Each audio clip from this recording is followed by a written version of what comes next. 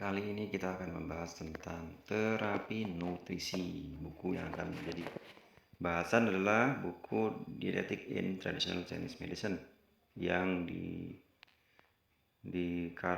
ditulis oleh George Kastner.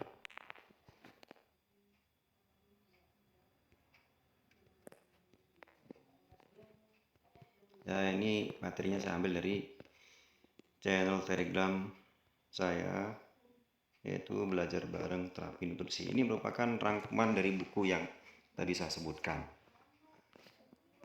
Ya, ini adalah contoh kasus yang ditulis dalam buku ini, yaitu terapi untuk sindrom kasus yang liver naik ke atas. Ya, dalam bahasa Inggris dijelaskan sebagai liver yang rising atau ascendant liver yang. Dalam istilah Cina disebut gan yang sangkang. Nama keluhan penyakit dalam diagnosa medis barat bisa berupa sakit kepala, hipertensi, migrain, vertigo, glaukoma, tinnitus, konjungtivitas, vertigo pendengaran, ya. Gejala yang dirasakan cepat marah, kehilangan kesabaran, sakit kepala, perasaan tertekan di belakang mata, vertigo, pusing, tinnitus, hilang pendengaran, gangguan tidur atau insomnia, mulut kering, ya. Pemeriksaan lidah biasanya merah, terutama di pinggirnya, yaitu pinggirnya itu kan daerah liver, menunjukkan organ liver dan gallbladder. Jika kita meraba nadi, maka nadinya terasa senar dan kencang.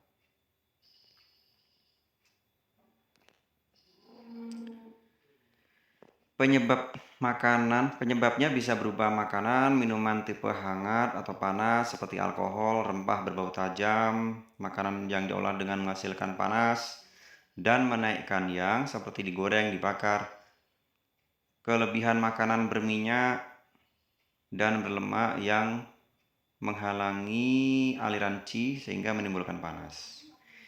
Prinsip terapinya adalah dengan memperkuat yin liver.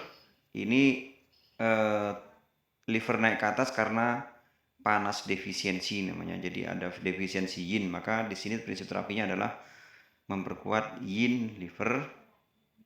Itu pada teks asli tertulis yang liver, seharusnya ini keliru, seharusnya adalah yin liver. Karena menurut istilah Cinanya itu gan yang sangkang, itu adalah sindrom defisiensi, panas defisiensi.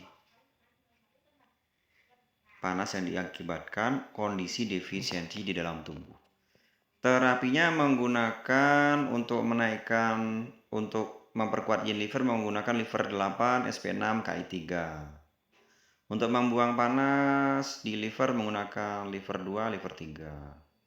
Untuk membuang yang naik ke atas menggunakan liver 3, gallbladder 20, gallbladder 34, dan DU20 atau GV20.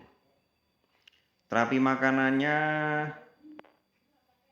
menghindari makanan yang bertipe hangat dan panas, makanan yang dimasak dengan menghangatkan, kemudian yang berbau tajam seperti jahe, bawang putih, merica, cabai, minum alkohol, kopi. Yang lainnya hindari pewarna makanan, pengawet, garam, makanan yang sangat berlemak dan berminyak, kemudian dihindari gula. Tips tidak makan daging selama 6 pekan. Ini selama terapi, karena daging kan hangat juga, menghangatkan. Sementara tubuhnya hangat, panas, ada sindrom panas defisiensi. Sehingga untuk terapi ini tidak makan daging selama 6 pekan, direkomendasikan seperti itu. Makanan yang direkomendasikan ini obatnya, makanan yang dipakai sebagai obat. Semua makanan yang punya efek menurunkan dan memperkaya yin, yaitu yang sifatnya dingin dan netral. Cara memasaknya dengan didinginkan. atau tidak dimasak sama sekali, jadi masih mentah. Yang sifatnya dari sisi sifatnya adalah makanan yang bersifat sejuk dan dingin. Nah, itu adalah contoh dari salah satu contoh terapi nutrisi yang dibahas dalam buku ini. Ya. Ya, ini teks aslinya tertulis strengthen liver yang. Seharusnya itu strengthen liver yin yang benar.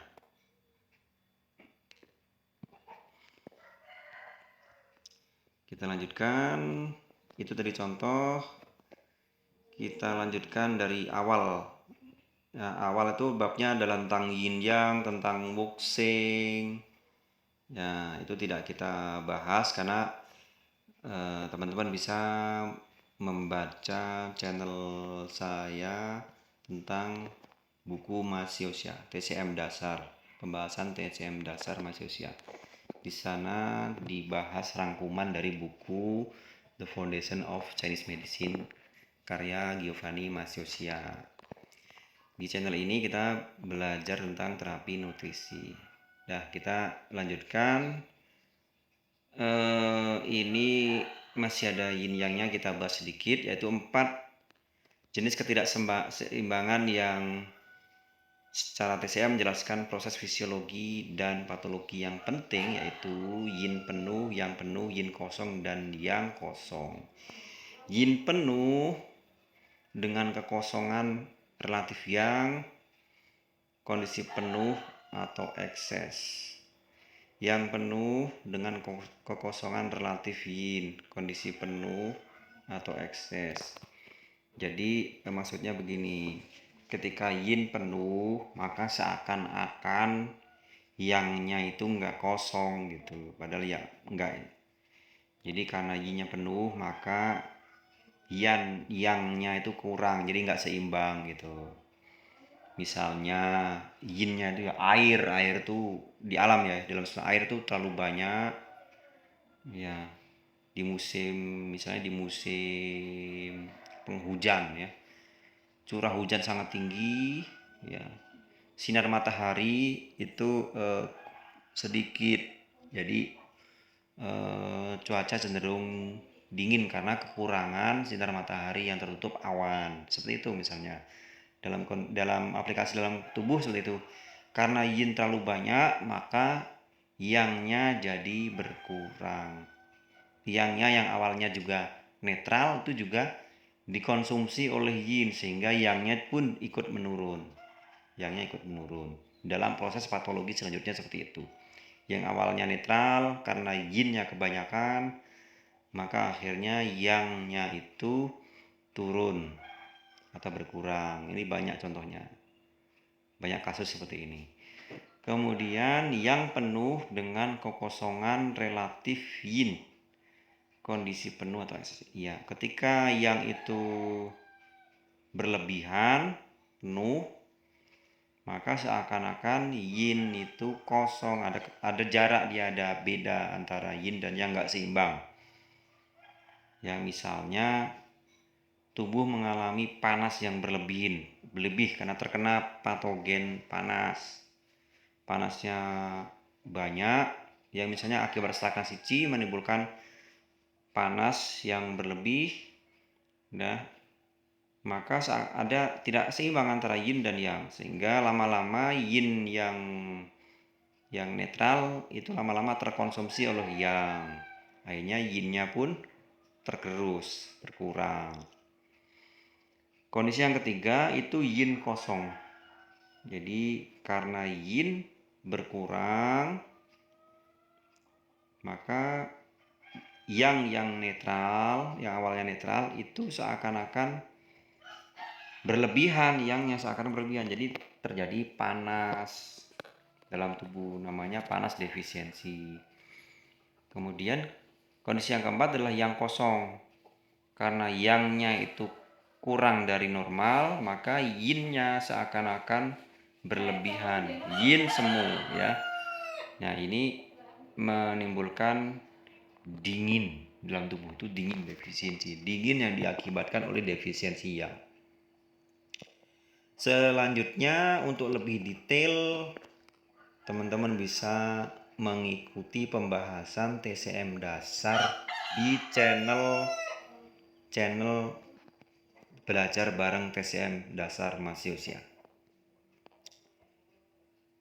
Nah, berdasarkan prinsip yin yang di atas, dirumuskan prinsip terapi, baik itu terapi akupunktur, terapi herbal, atau di sini di buku ini dibahas terapi nutrisi atau dietetik.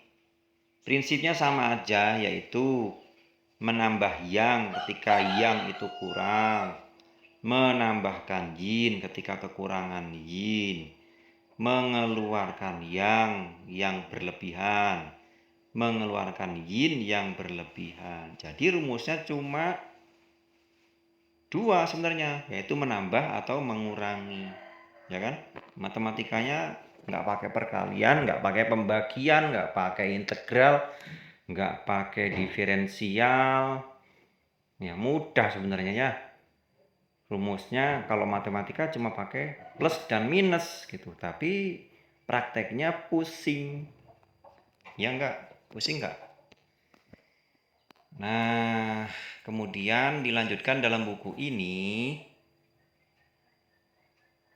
teori Wuxing cukup singkat, kita mungkin tidak bahas, langsung ke bab yang selanjutnya, yaitu tentang materi dasar. Materi dasar itu ada 5, yaitu Shen, Qi, Xie, dan Jin, Ye, dan Jing. Bacanya kalau keliru mohon dikoreksi ya. Ini bahasa Cina semua. Bagi praktisi TCM, pengetahuan tentang kelima materi dasar tersebut sangat penting karena kelimanya merupakan parameter kunci dalam terapi. Terapi herbal dan nutrisi khususnya dipakai untuk mempengaruhi pembentukan, pengaturan, penggunaan kelima materi dasar tersebut. Jika kita hanya mengandalkan terapi akupunktur pada kasus defisiensi materi dasar, salah ketik, merupakan konsep terapi yang membuang banyak waktu karena kurang efektif dan kurang begitu berhasil. Contohnya pada kasus kekurangan darah dengan gejala insomnia, sebaiknya terapi akupunktur didukung oleh terapi nutrisi, misalnya daging ayam atau sapi, atau jika diperlukan memakai herbal agar pemulihan pasien bisa lebih cepat. Manfaat utama dari terapi nutrisi adalah untuk menjamin suplementasi, untuk menambah regenerasi dari qi, darah, dan jin yi. Ya, jadi pada kasus-kasus ini kan unsur yin dalam tubuh kita, darah dan jin yi itu kan unsur yin. Adapun qi itu merupakan unsur yang. Kalau penyakitnya level qi itu sangat bagus diterapi dengan akupunktur, tapi kalau udah makin yin, maka akupunktur kurang efektif dan lebih efektif memakai herbal dan nutrisi, sehingga lebih bagus kombinasi antara akupunktur dan nutrisi atau herbal. Selanjutnya kita bahas tentang qi, ya, energi vital. Ya, pembahasan yang lebih detail nanti bisa dilihat pada channel TCM dasar masih usia. Di sini rangkuman aja. Kondisi kekurangan qi, ya. Ketika tubuh kekurangan qi, maka gejalanya adalah badan lemah, wajah pucat, kelelahan, kehilangan nafsu makan, berkeringat ringan, daya tahan tubuh lemah, nafas pendek, suara lemah. Lidahnya bengkak dan pucat, atau kadang bergerigi di pinggirnya.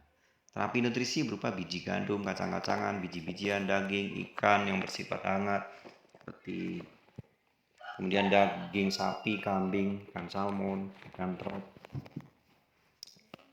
Lanjutkan. Patologi lain terkait qi yaitu stagnasi qi. Gejalanya merasa tertekan, sesak, nyeri yang kuat, tumpul dan menusuk, nyeri pada area qi mandek. Nyeri makin terasa ketika ditekan dengan variasi dan intensitas yang berbeda-beda. Contohnya kasus stagnasi C. liver, sakit kepala tegang, nyeri di sisi tulang rusuk. Nah, ciri-cirinya lidahnya kebiruan, vena lingual menonjol, pinggir lidah bengkak atau lebih merah, nadi kencang. Terapi nutrisinya makanan yang berasa asam, merica, cabai, daun bawang, adas, bawang putih, ketumbar, cuka. Ya. Patologi selanjutnya tentang qi. Qi berbalik arah, rebellion qi. Ya, bahasa Inggrisnya rebellion qi. Ya, qi ini. Qi berbalik arah atau memberontak adalah bentuk patologi akibat berubahnya arah qi dari kondisi normal.